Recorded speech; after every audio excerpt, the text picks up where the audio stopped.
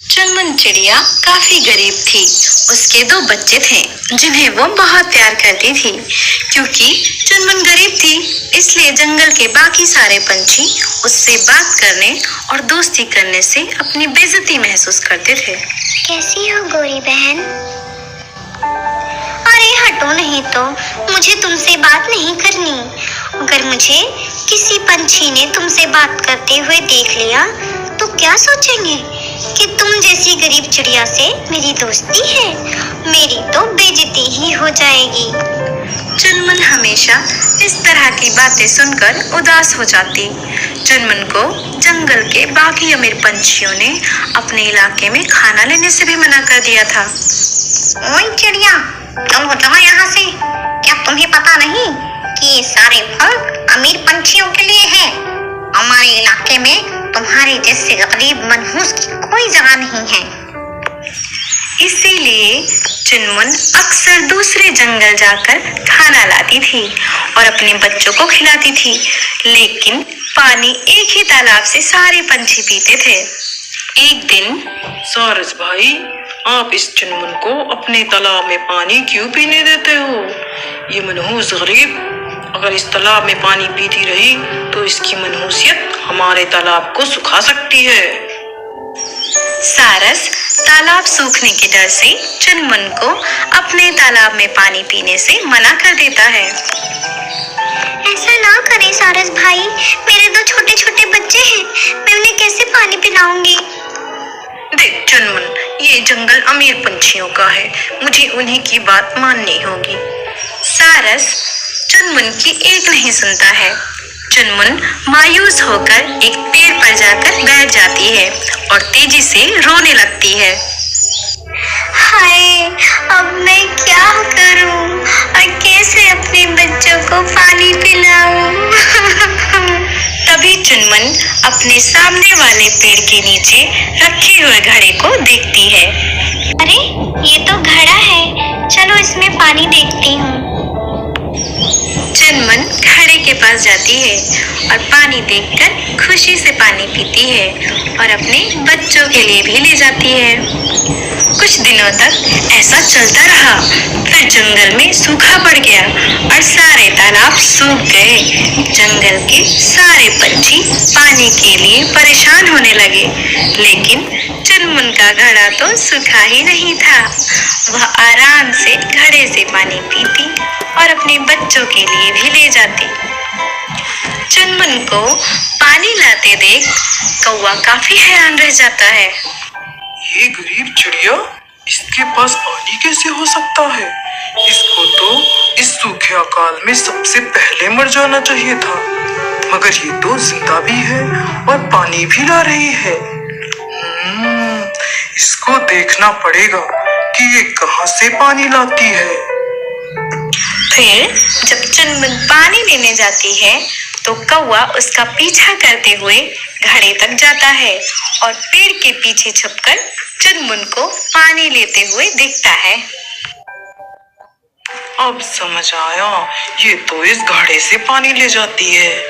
ऐसा करता हूँ, मैं अपने दोस्त को भी बुला कर लाता हूँ, दोनों एक साथ पानी पियेंगे। और फिर कौवा अपने दोस्त के साथ घड़े के पास पानी पीने के लिए आता है। इसमें तो पानी ही नहीं है।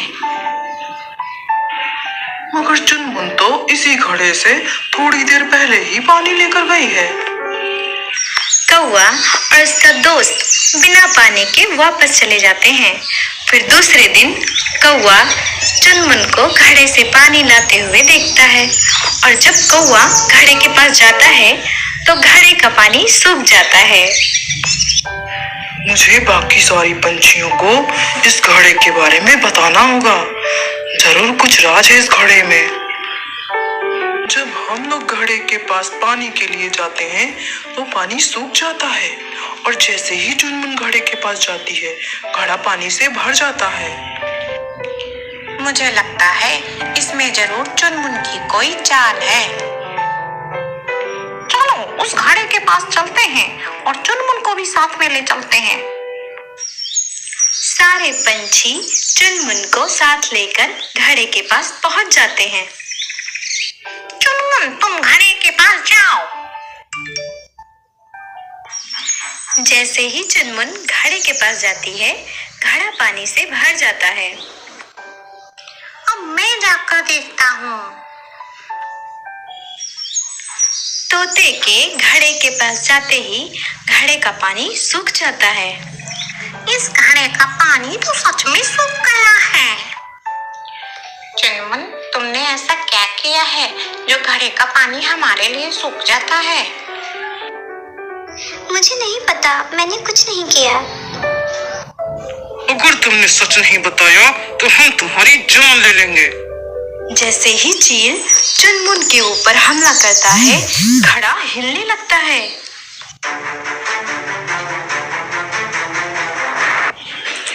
रुको घमंडी पंछी, इसमें चुनमुन की कोई चाल नहीं। मैं एक जादुई घड़ा हूँ। मैं अपने पानी घमंडी और जालिम पंछियों को नहीं देता। हमें माफ कर दो जादुई घड़े, अब हम ऐसा नहीं करेंगे। इस सूखे हालात में बस अब तुम ही हमारा सहारा हो सकते हो, नहीं तो हम प्यास से मर जाएंगे। अब हमें समझ आ गया है कि एक गरीब अपने खाने और पीने के लिए कितना परेशान होता है। तो फिर तुम सबको चुनमुन से माफी मांगनी होगी। अगर उसने तुम्हें माफ कर दिया तो मेरा पानी तुम सभी लोगों के लिए भी भर जाएगा। सभी पंछी चुनमुन से माफी मांगते हैं और चुनमुन उन्हें माफ कर देती है और फिर सभी पंछी बारिश होने तक घड़े से पानी पीते हैं। तो दोस्तों, कभी भी गरीबी और अमीरी का भेदभाव नहीं करना चाहिए। एक बार चूचू चिड़िया अपने जंगल से दूर किसी दूसरे जंगल में खाने की तलाश में गया था। चूचू एक सेब के पेड़ पर बैठा ही था कि उसे किसी पंछी के कराहने की आवाज सुनाई देती है। मदद करो मेरी, कोई तो मदद करो मेरी। आवाज सुनकर चूचू पेड़ के नीचे आकर देखता है तो उसे एक चिड़िया घायल हालत में दिखती है। अरे, तुम्हें तो बहुत चोट लग गई है, ये सब कैसे हुआ? मुझे एक चील ने पकड़ लिया था, लेकिन जब वह इस पेड़ के ऊपर से गुजर रहा था तो मैं गलती से उसके पंजे से छूटकर गिर गई। इसलिए मैं बच तो गई, लेकिन घायल हो गई। चूचू उस चिड़िया को अपने घर ले जाता है। माँ, ये टुनी है, मुझे दूसरे जंगल में घायल अवस्था में मिली, इसलिए मैं इसे यहाँ ले आया। बहुत अच्छा किया बेटा जो इसको यहाँ ले आया। कुछ दिनों बाद जब टुनी ठीक हो जाती है, बेटा चूचू, टूनी को इसके जंगल वापस भेज दो। जंगल के दूसरे पंछी मुझसे शिकायत कर रहे थे कि वैसे भी हमारे जंगल में खाने की कमी है और आपका बेटा दूसरे जंगल के पंछी को लाकर बैठ गया है। और वैसे भी बेटा अब ये ठीक भी तो हो गई है। ओहो माँ, मैं आपको एक बात बताना ही भूल गया। टुनी की माँ को चील ने खा लिया था। अब इसका इस दुनिया में हमारे सिवा कोई भी नहीं है। जो भी हो बेटा, इसको इसके जंगल वापस पहुंचा दो, वरना जंगल के दूसरे पंछी हमें या तो मार देंगे या जंगल से बाहर कर देंगे। ये कैसा नियम है इस जंगल का माँ? देख बेटा, अगर हमें इस जंगल में रहना है तो यहाँ का नियम मानना पड़ेगा। चूचू टुनी को लेकर उसके जंगल की तरफ जाने लगता है।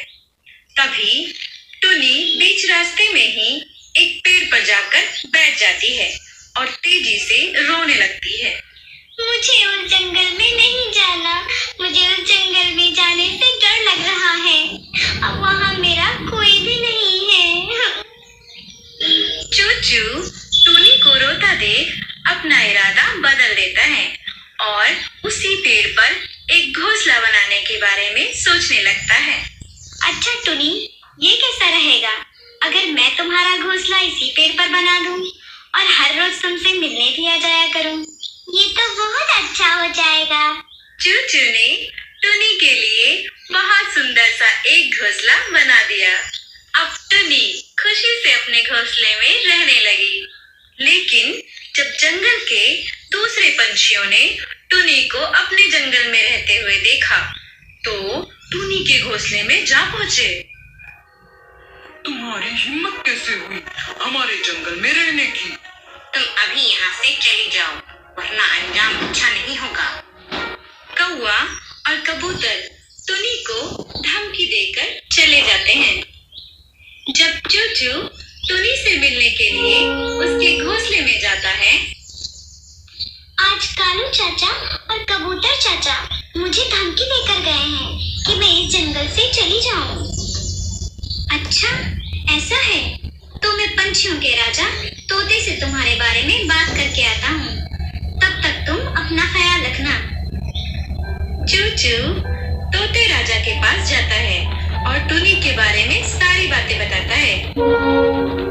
अगर सच में टुनी बेबस है तो उसे इस जंगल में रहने की इजाजत है।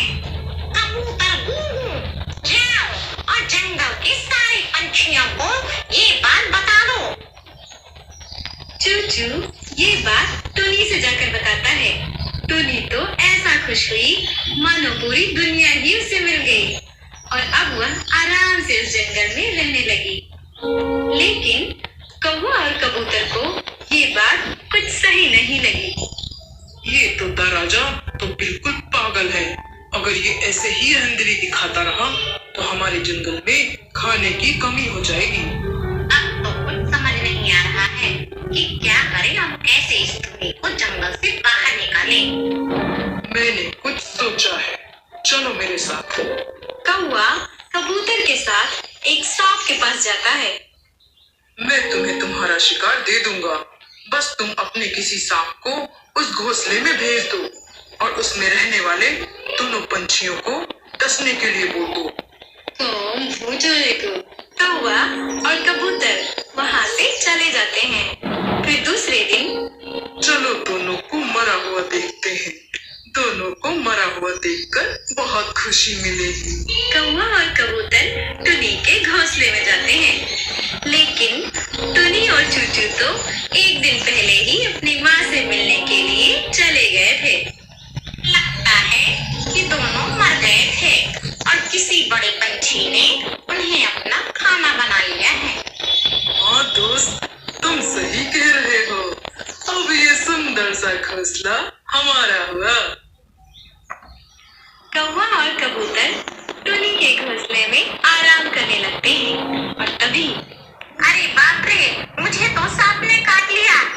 ओह, मुझे भी सांप ने काट लिया। कबूतर और कौवा सांप के काटने से वहीं पर मर जाते हैं। तो दोस्तों, किसी के भी साथ बुरा करने की साजिश नहीं।